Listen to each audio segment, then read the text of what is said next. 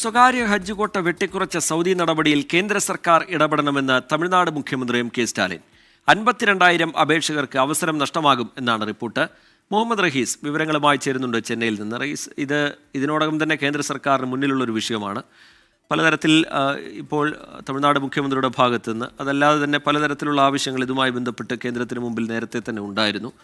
എന്താണ് കേന്ദ്രം ഇതിൽ സ്വീകരിക്കാൻ പോകുന്ന നിലപാട്? തമിഴ്നാട് മുന്നോട്ട് വയ്ക്കുന്ന ആവശ്യം എന്താണ് റഹീസ്?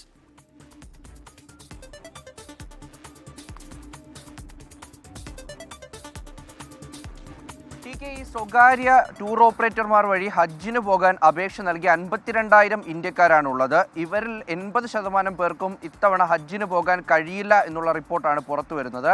അതിന് പ്രധാന കാരണമായി സൗദി ചൂണ്ടിക്കാണിക്കുന്നത് ഈ ടൂർ ഓപ്പറേറ്റർമാർ കൃത്യസമയത്ത് പണം അടച്ചില്ല, പല രേഖകളും അപ്ലോഡ് ചെയ്തില്ല എന്നാണ്. പക്ഷേ 80% ഇത്തരത്തിലുള്ള സീറ്റ് അല്ലെങ്കിൽ ഒരു കോട്ട വെട്ടിക്കുറച്ചു എന്നാണ് ഇപ്പോൾ പ്രധാനമായിട്ടും ഉയർന്നു വരുന്ന ആരോപണം. ഇന്ത്യയിലെ പ്രധാനപ്പെട്ട പാർട്ടികളൊക്കെ ഈ സൗദിയുടെ ഈ നീക്കത്തിനെതിരെ രംഗത്ത് വന്നിട്ടുണ്ട്.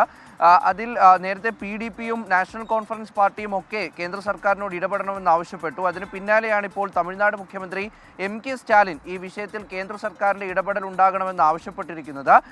കേന്ദ്ര വിദേശകാര്യമന്ത്രി എസ് ജയശങ്കറിനോട് സൗദി ഹജ്ജ് മന്ത്രാലയത്തോട് വിഷയത്തിൽ സംസാരിച്ച് വിഷയം പരിഹരിക്കണമെന്നാണ് ആവശ്യപ്പെട്ടിരിക്കുന്നത്. സത്യത്തിൽ ഈ 52,000 പേരിൽ ഏതാണ്ട് ഭൂരിപക്ഷം ആളുകൾക്കും 40,000-ത്തിലൊക്കെ അധികം പേർക്ക് ഇത്തവണ ഹജ്ജിന് പോകാൻ കഴിയില്ല എന്നുള്ളൊരു സാഹചര്യമുണ്ട്. അതുകൊണ്ട് തന്നെ സ്വകാര്യ ടൂർ ഓപ്പറേറ്റർമാരുടെ ഭാഗത്തു നിന്ന് വന്ന പിഴവാണെങ്കിൽ പോലും അതിൽ കേന്ദ്രത്തിൻ്റെ ഒരു ഇടപെടലുണ്ടായി ഹജ്ജിന് പോകാൻ കഴിയണം എന്ന് ഈ അപേക്ഷിച്ചവർക്കൊക്കെ അത്തരത്തിൽ പോകാൻ കഴിയണം എന്നുള്ളൊരു ആവശ്യമാണ് ഈ പ്രതിപക്ഷ പാർട്ടികൾ, പ്രധാനപ്പെട്ട പാർട്ടികളൊക്കെയും കേന്ദ്ര സർക്കാരിനോട് ആവശ്യപ്പെട്ടിരിക്കുന്നത്.